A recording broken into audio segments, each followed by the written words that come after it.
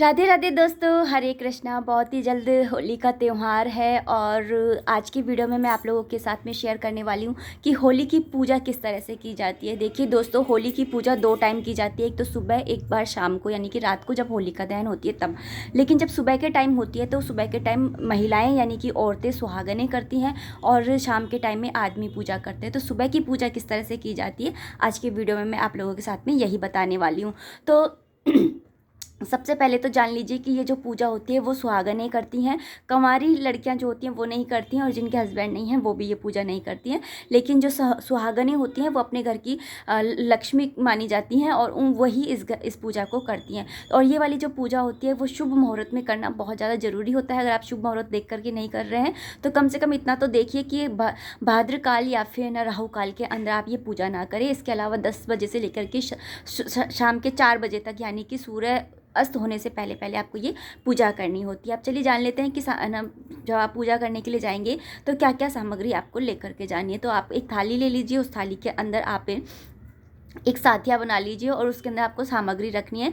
वो है, आपको रखना है हल्दी, कुमकुम, अक्षत, फूल माला, नारियल और दिया, और भोग प्रसाद के लिए गुड़ या गुड़ पताशे रख सकते हैं, या फिर आप है ना पुए जो होते हैं वो बना करके भी रख सकते हैं। 5 गेहूं की बालियां रखिए। इसके अलावा एक नारियल, कच्चा सूत, कलावा, इन सब चीज़ों को आपको रखना होता है। इसके अलावा आपको होम सामग्री भी लेकर के जानी होती है। कपूर लेकर के जाना होता है, लौंग इलायची लेकर के जानी होती है।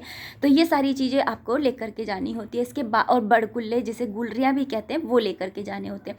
और साथ में जब आप जाते हैं तो उस समय आप इतना सा ध्यान रखिए कि आपको 16 श्रृंगार करके फिर जाना है। अगर आपके पास में शादी की चुनरी है तो आप उस चुनरी को भी आप अपने साथ में लेकर के जा सकते हैं और उसको ओढ़ करके पूजा कर सकते हैं। आप जब ये पूजा करने जाएं तो अपने बच्चों को अपने साथ में जरूर लेकर के जाएं और उनसे भी ढोक लगवाएं, उनसे भी कहें कि वो भी इसको ढोक लगाएं, प्रणाम करें।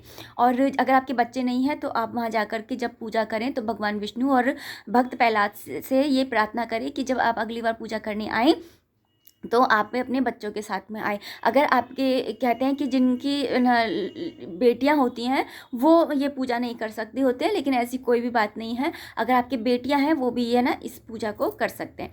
तो अब जानते हैं कि पूजा कैसे करनी है। तो वहाँ पर जाने के बाद में आपको सबसे पहले एक जल का लोटा भी लेके जाना है। तो उस लोटे के अंदर से पानी को के छींटे लगा करके शुद्धता करनी है। उसके बाद में आपको एक चौक सा पूरना है, आटे और हल्दी से चौक पूर लीजिए। उसके बाद में जो आप ना गुलरियाँ लेकर के गए उन गुलरियों को होली माता को पहना दीजिए। एक माला के टाइप में बना करके ले जाते हैं तो माला के टाइप में उन गुलरियों को पहना दीजिए।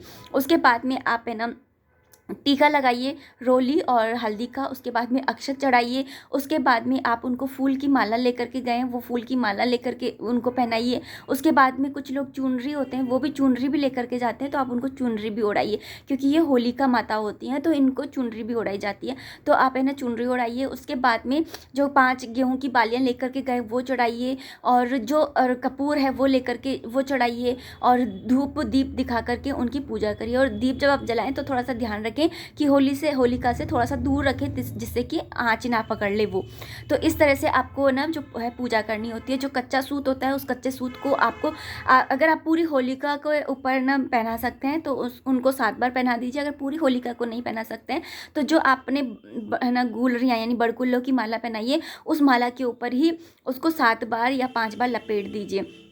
और उसके बाद में जो है ना आपको ढोक लगा देना है, प्रणाम करना है और उनसे क्षमा याचना करनी है कि अगर आपसे है ना पूजा में कोई भी कमी रह गई हो तो उसके लिए वो उनको है ना आपको क्षमा करे। और उसके अलावा आप है ना उनसे प्रार्थना करिए कि आपके घर के अंदर सुख समृद्धि बनी रहे, स्वास्थ्य हमेशा बना रहे, घर में धन संपदा हमेशा बनी रहे, है ना। घर के अंदर किसी भी प्रकार की कोई आपदा विपदा ना आए, आपके अंदर कोई भी पाप है, ताप संताप है, वो सभी समाप्त हो।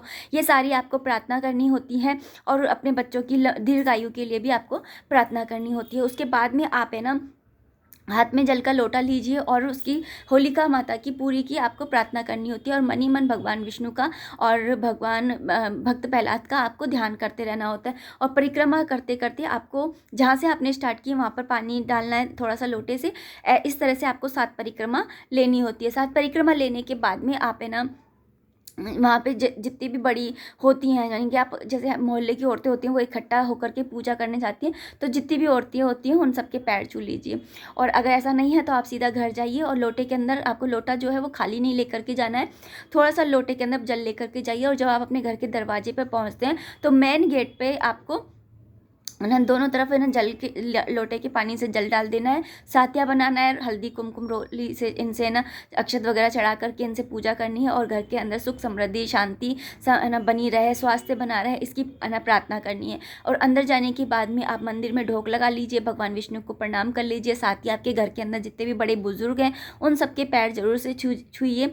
तो इस तरह से आपको है ना जो होलिका की पूजा करनी है। इसके अलावा कुछ लोग हैं जो जब नारियल को लेकर के जाते हैं पूजा करने के लिए, तो घर के अंदर जितने भी सदस्य होते हैं यानी बच्चे होते हैं, उन बच्चों के ऊपर से एंटी क्लॉकवाइज यानी कि घड़ी जिस दिशा में चलती है उसके विपरीत दिशा में अपने बच्चों के सर के ऊपर से घुमा करके, हर बच्चे के ऊपर से घुमा करके, या मेल मेंबर यानी जितने भी मेंबर्स हैं उनके ऊपर से आपको उनके घुमा करके और फिर लेकर के जाते हैं। इससे ये होता है कि आपके जो घर के सदस्य होते हैं उनके ऊपर जितनी भी आपदा विपदा आ रही होती हैं या है वो सारी की सारी जो होती हैं वो टल जाती हैं। जो ये और होम सामग्री आप जरूर से वहाँ पर अर्पित करके आइए और दक्षिणा भी वहाँ पर रख करके आइए। बच्चे उठा कर ले जाते हैं कोई बात नहीं, लेकिन आप अर्पित करके आइए, क्योंकि कहा जाता है कि ये जो होलिका दहन होता है ये एक बहुत तरह का बहुत बड़ा यज्ञ होता है और इसके अंदर हर घर से आहुति जाना बहुत ज़रूरी होता है, इसलिए नारियल चढ़ाया जाता है और इसलिए ही होम सामग्री भी चढ़ाई जाती है।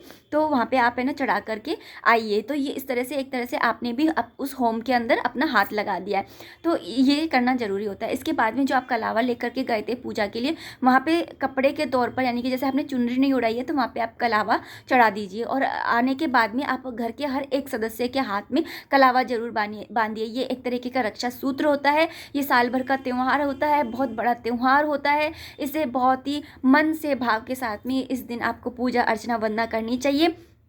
और माता होलिका की आपको पूजा अर्चना करने के बाद में भगवान विष्णु और भगवान प्रहलाद की से आशीर्वाद लेना चाहिए। इस तरह से ये वाली पूजा जो होती है वो की जाती है।